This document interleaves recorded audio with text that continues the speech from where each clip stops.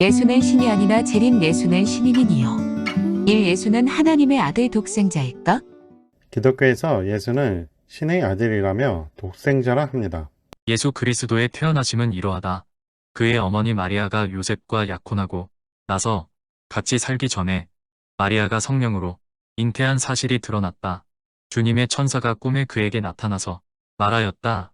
다윗의 자손 요셉아, 두려워하지 말고 마리아를 내 아내로 맞아들여라. 그 태중에 있는 아기는 성령으로 말미암은 것이다. 전 마리아가 아들을 낳을 것이니 너는 그 이름을 예수라고 하여라. 그가 자기 백성을 그들의 죄에서 구원하실 것이다. 마태복음. 예수 이전에 태어나 부여를 세운 동명의 탄생설화도 이와 비슷합니다. 논형 기럼과 위략과 후한서 동의열전에 나오는 이야기인데 예수는 말로만 천자였지만 동명은 실제 천자의 지위에 올랐습니다. 북이 탄미국 왕의 시녀가 임신하였다. 그래서 왕이 그녀를 죽이고자 하였다. 시녀가 말하기를 달걀 같은 기온이 하늘로부터 저에게 내려와 임신을 하게 되었습니다. 라고 하였다. 그 후에 아들을 낳았는데 왕이 돼지 우리에 버렸으나 돼지들이 입김을 불어주어 죽지 않았다.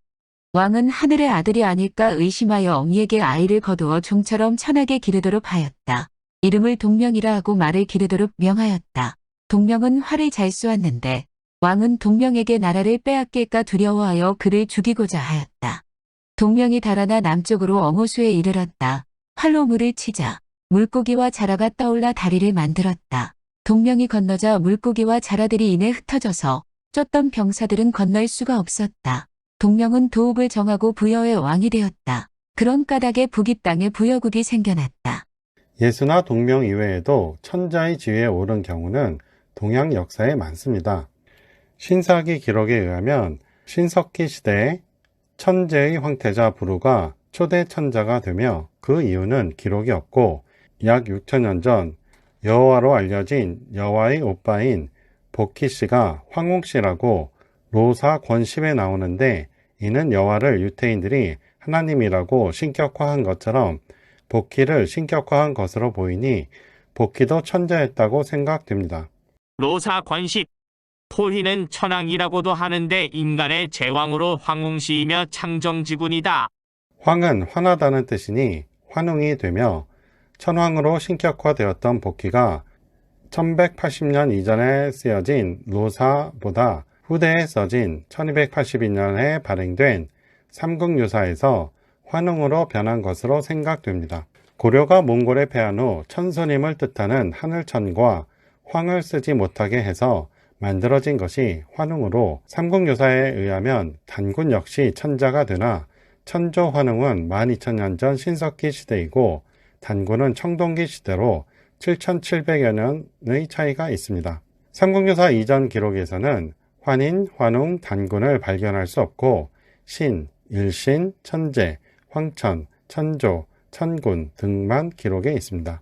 그리고 사기 오제본기에 헌원이 천자의 지위에 올랐다고 나오고 그 후손인 순임금도 천자에 오르며 헌원의 자손들이 천자의 지위에 오르다가 진한시대 이후 천자의 혈통이 아니어도 황제의 지위에 오르면 천자라고 했습니다. 이 천부삼인. 신인임을 증명하는 것이 천조께서 가지고 오신 천부삼인인데 신사기에 다음과 같이 나옵니다. 신인께서 천부삼인을 손에 쥐시고 사람으로 탈바꿈하여 태백산 단목 아래 내려오시었다.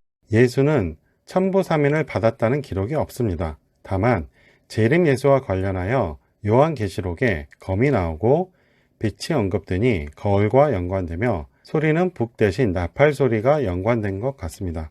오른손에는 7별을 쥐고 계셨으며 입에서는 날카로운 쌍날칼이 나왔고 얼굴은 대낮의 태양처럼 빛났습니다. 요한복음. 천부삼인인 북, 거울, 검을 헌원이 받았다고 제왕옹기에 나오며 일본에서는 신종삼기를 방울, 거울, 검으로 기록했고 현재까지 왕실에서 즉위식 때 전통대로 전해준다고 합니다. 삼대광명. 악명인. 재림 예수는 대광명의 존재로 묘사되나 예수는 그렇지 않기에 예수는 신인이 아닌 성인입니다. 삼일신고 신운의 신은 소소령령으로 밝고도 밝은 신령한 존재로 묘사되었습니다. 사전세계 통일. 홍익인간 실현.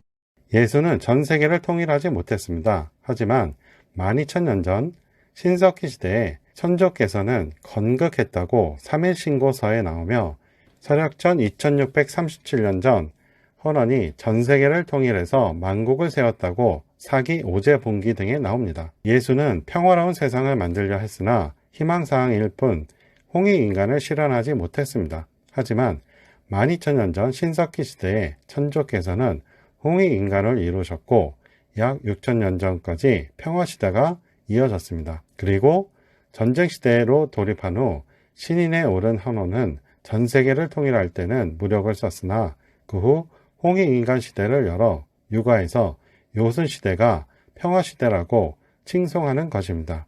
오용거. 헌원과 전후고양, 해모수, 추모의 공통점은 용이 끄는 수레를 타고 다녔다는 것입니다. 신인 또는 그에 걸맞는 수준에 오르면 용거를 타고 다니는 것 같습니다. 하지만 기독교에서는 용이 사악한 존재로 묘사될 뿐입니다. 대대리기에 실린 용을 타고 다녔다는 공자의 설명 외 회남자 등 여러 기록에 나오고 한비자 10과에 6마리 교령이 끄는 수레를 타고 태산에 갔다고 자세히 나옵니다. 이것을 그림으로 표현한 것이 무시사당 화성석에 나오는 것입니다. 일부 단군 숭봉자들은 이것이 단군신화라고 주장을 하는데 전혀 그렇지 않습니다. 욕승천.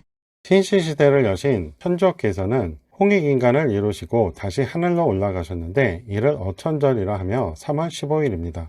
설악전 약 2697년 전 인간으로 태어나 반진일신에서 신인에 오른 헌원은 동지에 용을 타고 신하들과 후궁들을 데리고 하늘로 올라갔다고 사기 봉선서 등 여러 기록에 나옵니다. 사기 효모본기 봉선서 이외에 열선전 황제내경 등 여러 기록에 등선은 공자가 말한 대로 용을 타고 올라간 것입니다. 사기, 봉선서, 세발소침 만들어지자 긴 수염 늘어뜨리고 구레나루 난 용이 내려와 황제를 영접했다.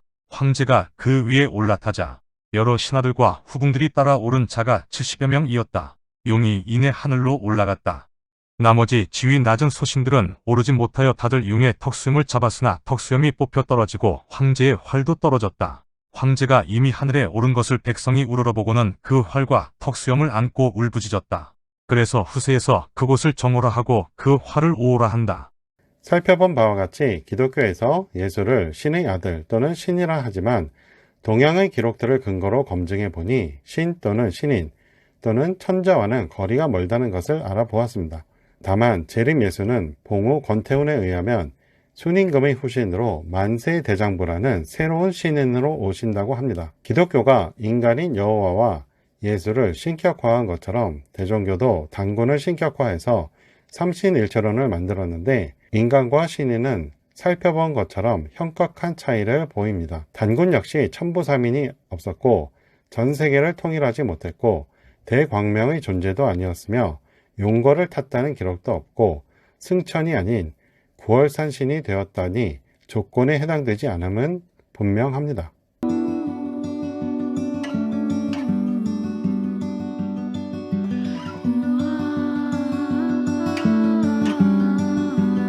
이 콘텐츠는 운에어 스튜디오에서 만들어졌습니다. 도움되셨으면 구독해주세요. 시청해주셔서 고맙습니다.